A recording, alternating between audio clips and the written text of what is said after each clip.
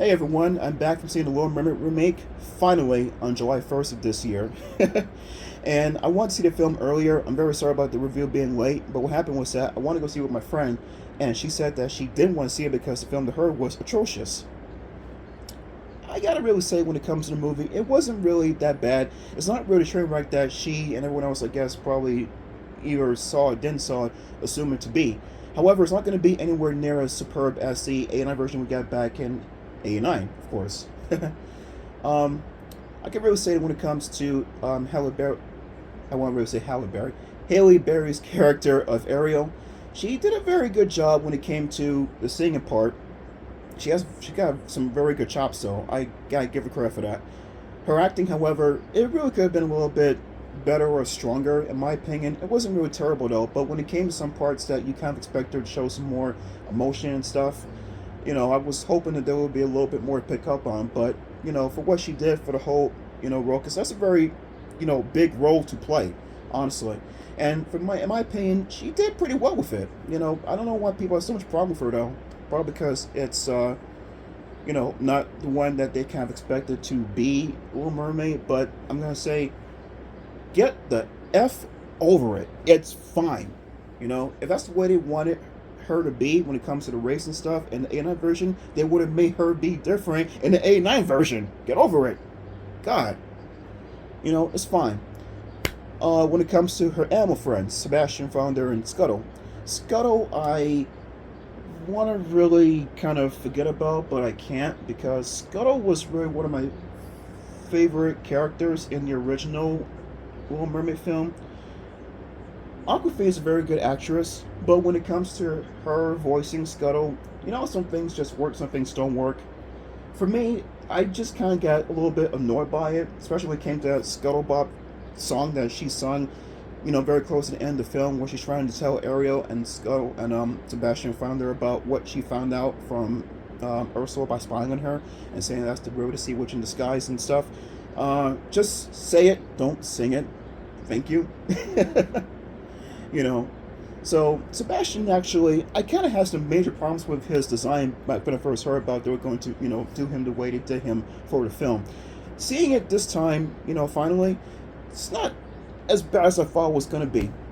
The Jamaican voice, they really tried to get him to be just like Samuel E. Wright. May rest in peace, by the way, how he sounded. But he sounds okay still for the most part. He's actually kind of cute in a sense. Sebastian, anyway. Flounder, just so adorable. He kind of really sounded like he did back in the original '89 version too. Sounded like he's a young kid in a sense. And speaking of which, when it comes back to Ariel, I noticed that when it comes to Haley Berry saying, her different lines in the movie, she honestly, to me anyway, sounds very close to how Jodie Benson sounds when it comes to Ariel. It sounds kind of identical to her in a sense. I always thought at some point I was really watching Jodie Benson right there, but no, I know that that's not really her. That's the other woman playing Ariel this time around.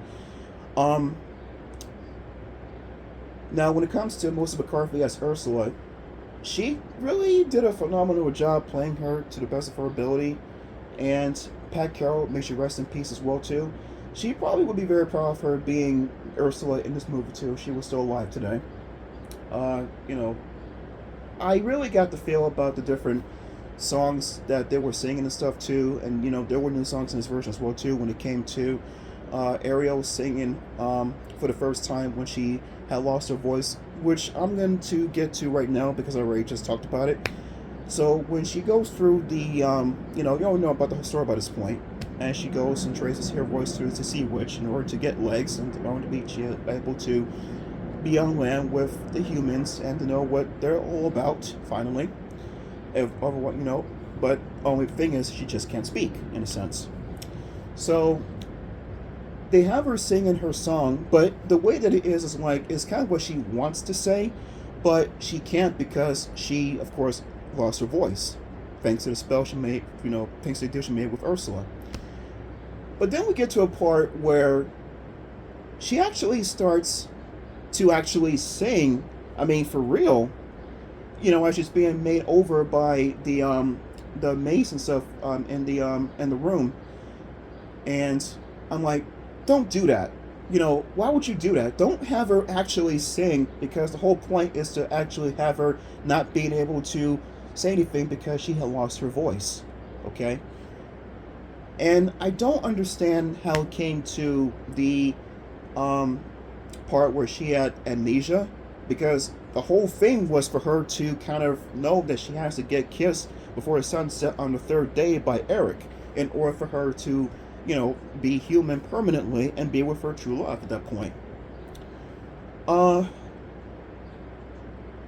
when it gets to her, sorry, when it gets to Eric actually, oh my goodness, I really prefer the Eric from the animated version more than this one here, because it's like he's going on too much about how his life is pretty much the same thing as hers when it comes to how he's kind of being held back by his own mom, the queen. Which, by the way, we never really see a queen of his mom in the animated version, but we do in this one though. So there was a lot of differences when it comes to that though, which I thought was kind of strange. And then when it comes to let's see. One thing I really like about the film is that when it comes to the time they spent together, because Ariel and Eric, when they do finally meet, uh, when it comes to them spending time together, we actually feel like there's more time to build up a relationship between the two, to get to know each other more, even though Ariel can't speak, of course. Because in opposed to the A9 version, which I will give this one credit to, there's more time spread out to see the two kind of get to, spend time together, get to know each other a little bit more, where things kind of just kind of sped a little bit more in the animated version. So I will give credit to the remake where it's due. That much I will, give some kind of remarks to about that. There were some parts I was kind of afraid that they were going to kind of leave out when it came to Ariel and Eric finally getting close to kissing on the rowboat. I thought they were just kind of just like, not have the eels interrupt things for them, but thank God that didn't happen. That actually did happen in this version too, so thank God for that. you know, uh, this movie was pretty good when it came to the songs. Songs pretty much. Kiss the Girl was in there. I don't really understand what people were talking about with her, with Eric trying to get consent from Ariel to kiss her, because truthfully, actually, he just met her, for one thing. And you don't just jump up and kiss someone right on the first time that you meet them. Time's got to actually take place in order for you to actually even get anywhere near that. And I don't get what the whole thing was about when they was talking about the film in the first place. So, that to me, I didn't really see too much that go on, honestly. So that was fine for what it was. Um, One thing that was kind of disappointing, in fact, several things that were disappointing, was some scenes that were in the animated one that we could not get in this one. Like, for example, when Sebastian is in the castle with Ariel and stuff, and the Chef Louis, and the escapades that Sebastian had with him too, trying to keep getting killed by him before he became a dinner, basically. And Louis kind of just losing his mind and started trying to chase after the poor crab, and then just ruining the whole kitchen at the same time too. We never get that in this film. That was one of the funniest parts ever in there. And then another scene where Ursula already becomes Vanessa, and hypnotizes Eric with her spell in order to make him fall in love with her and not Ariel. There's not really too much of a fracas when it comes to, trying to, really get Ursula or Vanessa, whatever she's called at that point, and to get the seashell back. That's actually Ariel doing that, but we never really see hoping with the animals coming up and flying everywhere and stuff and attacking her and stuff and just knock her into the cake and stuff and spraying water on her. And, this is the reason why I kind of like the animated version better, because there's a lot of freedom to do whatever you want and make things really funny. This one just kind of just does a little something of that, and then just kind of skips over everything else, just right to what they want to do.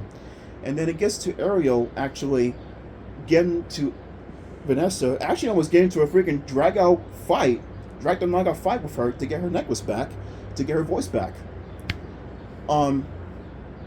So we get that finally, and then we get to our final climax, where it comes to Ursula and Ariel going back under the sea after she was unable to get her kiss from Eric. But one thing I kind of found funny was that Ariel was trying to say her piece to Eric before the sun was getting ready to set, and Sebastian was like, "Just kiss already!" And I'm like, "Yeah, before the sun sets, and then you turn back to a mermaid. Yes, do that." But of course, time runs out. Turn back to a mermaid. Ursula grabs her, kiss by going to sea, and then King Triton comes up to try to save the day. And there was never really any kind of literal contract written to make a deal in the first place. I think something about a blood oath or blood deal or something that she got from that Ursula had.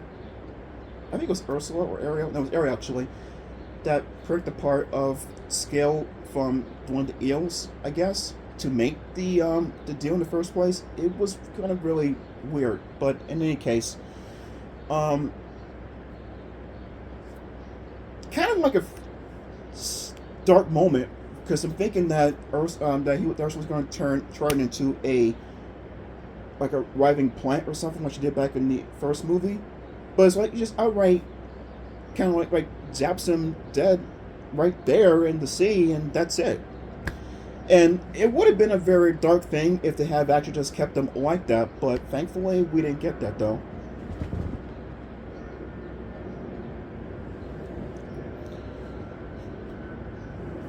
So another thing about the film that I kind of liked more was that it was, kind of close to how they did things in the animated one when it came to a final battle between Eric and Ursula and Ariel. But one thing I don't understand is how, if you're trying to prove that all humans are not bad, I don't know why the movie decided to have Ariel in this one control the ship and ram the prow of the ship into Ursula, because that was actually Eric who did that in the animated version. Because really,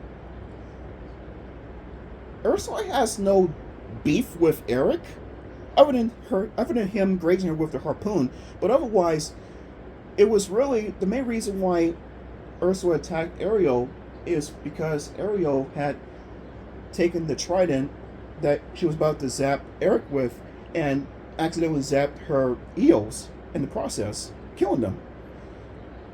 And I think to myself, why go after him when Ariel's the one who killed your pets, basically? Doesn't make a difference anyway, though, because in the end, Ariel's the one, not Eric, to kills Ursula by ramming the prow of the ship into her, stabbing her, killing her. But it's kind of like how the ending kind of was. It's like there's no actual proof to Triton that gives her his blessing so she can be with him for good, but not really giving him any kind of insight that humans are not all bad, because otherwise they would have had him do that deed instead of her, and that would have proved to the king that he really did love his daughter to a point where he'll protect her from anything that tried to harm her. Okay, but I'm not really against women empowerment films at all, but if you're trying to prove that some people are not all bad like they're assumed to be, you have to actually give them a chance to prove that. Otherwise, you don't really get the chance to express your point, honestly. And I don't really think it's a happy ending still anyway, though, but I don't really feel like it's an actual way that it really was supposed to have been, like we did back in the anime version. Yeah, you're going to compare it to the anime version because guess what? It's basically the actual same movie that they tried to do beat for beat. But there are some differences between the first one and this one that you have to look at, because it makes you really wonder why they decided to make it the way they did. And if that was the case, then that should have been the way they made it back in the original one. Okay? But the original one was more fun than this one is, actually. I'm not saying this one is bad. It's pretty, it's decent. It's decent. It's not really going to, be groundbreaking and stuff to most people, to anyone else for that matter. But when it comes to the idea that they try to remake this thing again, which I really don't really see the reason why they need to do it, because there was real need for it in the first place. Okay? But it's better than Mulan, it's better than Pinocchio, it's better than The Lion King in my opinion. But I don't know why they need to make this thing again, because there was just no reason for it in my mind. But not really saying the movie is, terrible though. But it's gonna be one of those films where you just kind of want to see it just at one time, and after that, that's it. You kind of want to just see the animated version after that, which you can see multiple times. Even the sequel animated version is honestly a little bit better. The third one, the prequel, is really superb to me because that explains more about what happened to um, Ariel and you know Ariel's mom, basically, with, like how she was murdered. One thing about this film here is that it does explain at first about about the mother in a sense, and the king says that it was one man who killed her mom, but if you saw the prequel, you already know that it was pirates who killed her mom in the beginning of the film, all because of a gift that he had given her, which was a little music trinket. And when she accidentally dropped it, she was going down to try to reach it, and I think the keel of the ship had ran into her by accident because they probably had no idea that there was anything down in there, and it killed her. And it's a pirate ship, which of course pirates are humans, and he's going to assume that if that could happen, then all humans are pretty much evil because they killed his wife. You know, so it's very sad that because some people do something very devious and dastardly, that everyone else gets blamed for it too. It's kind of sad, but that's the main reason as to why he feels that all humans are evil. At least that's what he felt at first, though, until we get to this movie here. Will I go see the film again? Probably not. Probably not. But I will say that it's not the train wreck that you might expect it to be.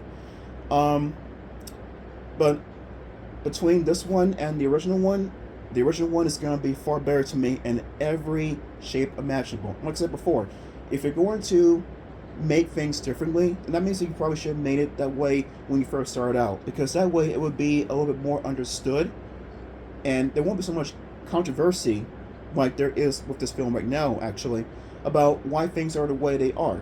So, but what is what it is. Anyway, guys, this has been the review. Hope you enjoyed the video. If you did, let me know in the comments down below. But if you saw the Little Mermaid, what you thought of it too. Until then, guys, take care and peace out.